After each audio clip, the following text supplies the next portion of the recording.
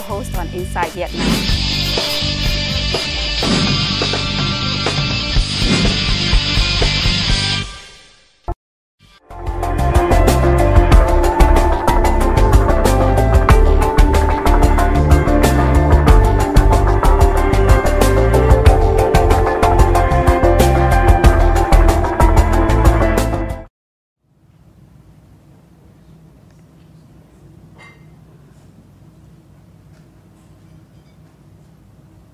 Hello everyone and welcome back to the show. My name is Phi Nguyen and I'm your host on Inside Vietnam. I'm having a Vietnamese coffee this morning, brewed in the traditional way as you can see. The strong flavor profile of Robusta does in fact blend very well with condensed milk to make this one of the not-to-be-missed specialties for any visitor to Vietnam. However, if you have not visited Vietnam, chances are that the instant coffee you are sipping right now also has a percentage of Vietnamese coffee in it. Yes, Vietnam is currently the second biggest exporter of coffee in the world, and in fact the world's biggest exporter in Robusta beans. Needless to say, much of the volume has been exported as commodity for instant coffee blends in various markets with its low quality and cheap prices. Is that all Vietnam have to offer even in the years to come, or are there opportunities beyond volume and low pricing, both for the export and for domestic consumption? Please join me today at the Executive Lounge of the Movenpick Hotel Saigon with our special guest, Mr. Rashid Alim Qureshi, Managing Director of Nestle Vietnam, to discuss current industry status and future outlook of the industry. Rashid, thank you very much for joining us on the show this morning. Before we move on talking about the opportunities and challenges for the coffee industry in Vietnam, I'd like to give the audience a bit of an overview of the status of the industry at the moment. So probably we could give the audience some statistics on the historical production volume of Vietnam coffee in the past few years. Okay, so it has been an excellent example of how when focus is given, the production can increase. If I remember correctly, in late 80s or early 90s, when it started, it was 30,000 tons. And this year we are looking at a volume of around 1.3 million ton. Wow. So it has, multiplied in terms of number. And obviously there are certain milestones between 1995 to 2000. It was around, coffee was produced on 400,000 hectares. And the price, and it's linked with the price also, price was below 1,000. Then the price went up, suddenly the area expanded, it reached to 550,000 tons between 2002 to 2005, which led to price going down, issues on quality. And I think recently again we are seeing a very positive trend in terms of like 2010. The total production was around 1 million ton, and the price was also quite high. And obviously there are challenges in terms of coffee sustainability, which I'll explain. And 2011 is going so far very good. The news from the field, as well as what MART believed, the Ministry of Agriculture and Rural Development, that this year would be around 1.3 million ton, one of the highest. The total hectares would be around 500,000 plus, 530,000 hectares. And in terms of the price, because there is a very high price, it is expected to bring around $3 billion, which is even higher than the rice export. So it is a very important agriculture commodity for Vietnam. So such dramatic growth of volume production in the last few years. What is actually driving that growth in Vietnam? Well, overall, if you look at the consumption pattern, like where this coffee is used, 93% roughly is still exported, and only 7 to 8% is consumed within Vietnam. So obviously there is a lot of pull factor, the consumption which is happening in different parts of the world. That is one reason why there is a continuous demand. Second thing is, it is also linked with there are two types of coffee, Arabica and Robusta. It is also linked with the availability of Arabica. So right now there is a shortage of Arabica in the world. So there are a lot of the producers, they are mixing also blending between Arabica and Robusta. So there is a sudden surge in the demand of Robusta. So far this growth is mainly catering to the export demand, which means in the developed coffee consumption markets like Europe. But you've touched the point on Arabica versus Robusta production. What is the percentage or what's the split of production of Arabica and Robusta in Vietnam at the moment? Average would be around 93% would be Robusta. And 93%. Yeah, and around 6 to 7% would be Arabica. So mainly Vietnam is the second largest exporter of the world in Robusta, which is a kind of differentiation for Vietnam also. But because Vietnam is the key exporter or producer of Robusta beans for the world, we've been actually exporting very much commodity. Correct. And not any brand, right? So how much of the coffee produced in Vietnam is actually for the Vietnamese market, for the domestic market?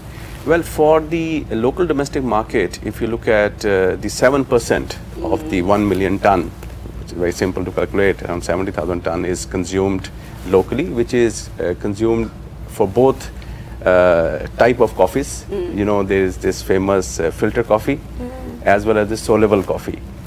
And with the increase in the coffee production, one good thing has happened is that if coffee production has increased by 5 times between 2003 and 2010, 10 years back there was only one player who was manufacturing and marketing coffee in Vietnam. Now already we have 5 players. There are top 3 players which are in the market, which are leading the coffee market, which is G7, Nestle, and Vina Cafe. So yes, you're right.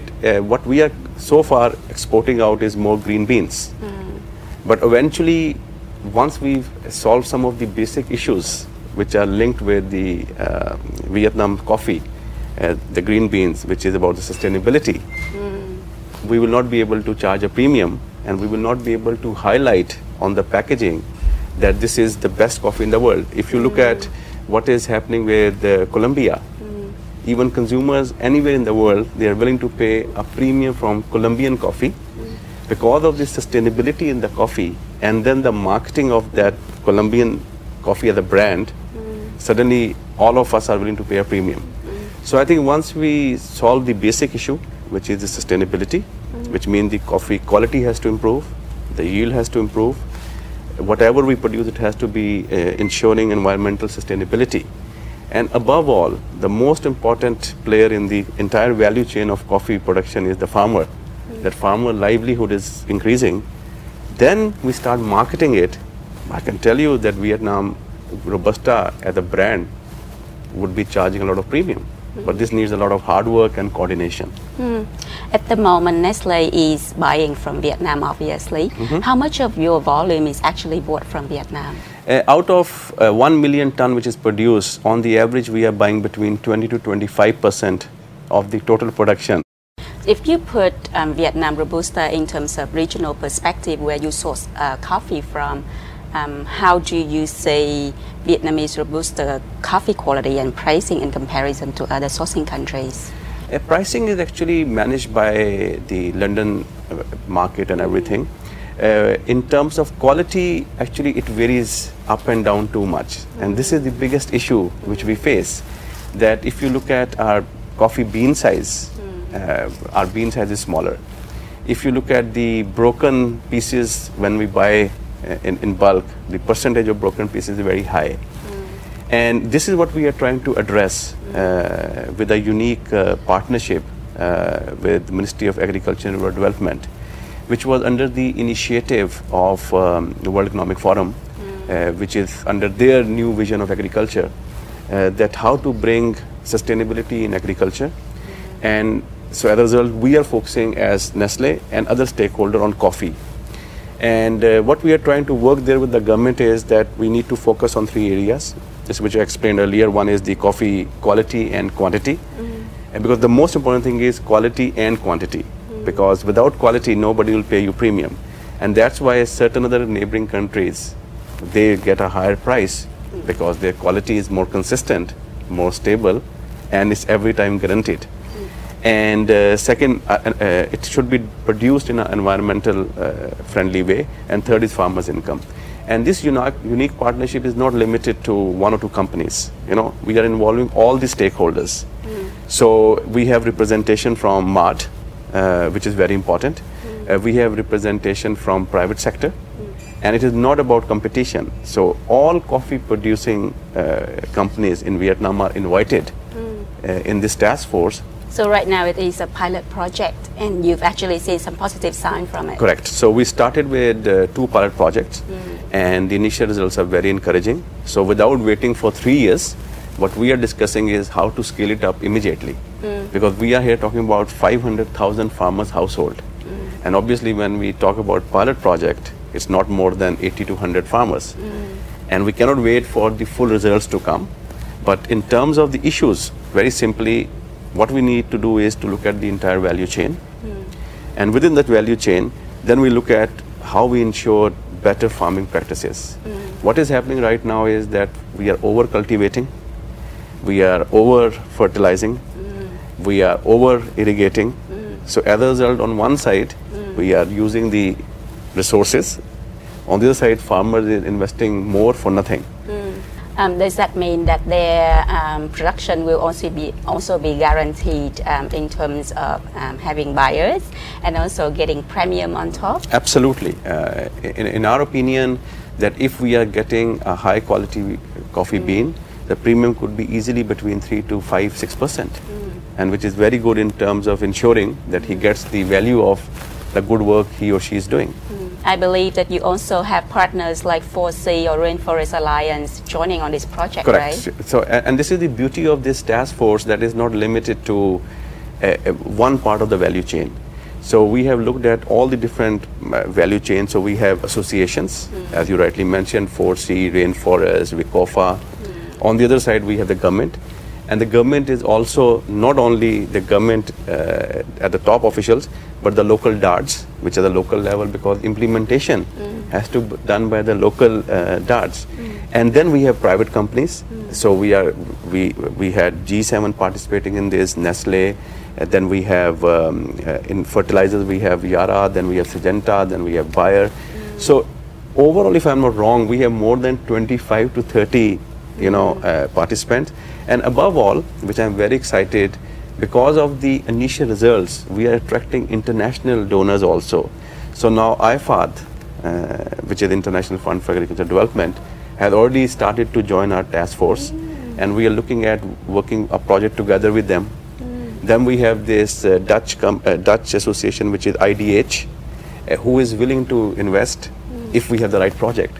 So it's not only about the farmers on one side, it is bringing all the stakeholders to come up with the right project, focusing on the farmer, and then galvanizing all these resources to ensure that in the end, I get a better quality of bean, farmer get more income, government get better price of the export.